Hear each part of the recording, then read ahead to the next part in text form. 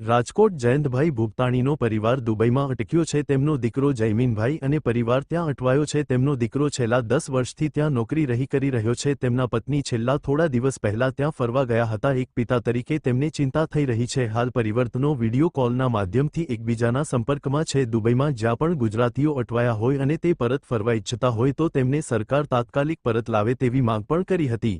અહેવાલ સંજય પોપટ। મારું નામ જયંતભાઈ ભૂપતાણી છે। મારો દીકરો હાલમાં દીકરા અને વહુ અને મારા મિસિસ ત્યાં રહે છે, દુબઈમાં રહે છે। મારી મિસિસ હમણાં 15 દિવસ પહેલા ગયા છે। દીકરો ત્યાં 10 વર્ષથી રહે છે। એના વાઈફ હમણાં મેરેજ કરીને 2.5 વર્ષ પહેલા ત્યાં ગયા છે।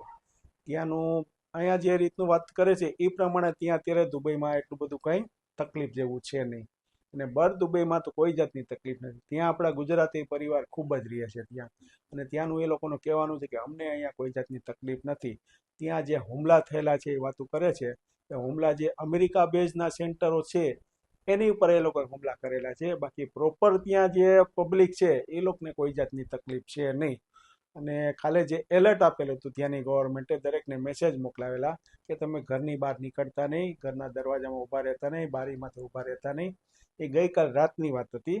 અત્યારે એવું કોઈ જાતની તકલીફ છે નહીં, ત્યાં બધાય શાંતિથી રહે છે। આજે મારો હમણાં દીકરો 10 મિનિટ પહેલા જે માર્કેટમાં જઈને આવ્યો, ત્યાં જઈને આવીને મને એણે કીધું કે પપ્પા અહીંયા કાંઈ અમને તકલીફ છે નહીં, અમે બધા શાંતિથી અહીંયા રહીએ છીએ અત્યારે।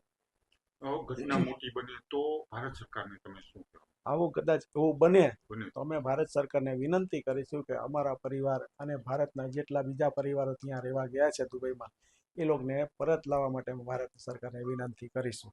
હાલની પરિસ્થિતિ એવી છે કે ત્યાં કોઈ જાતની તકલીફ છે નહીં।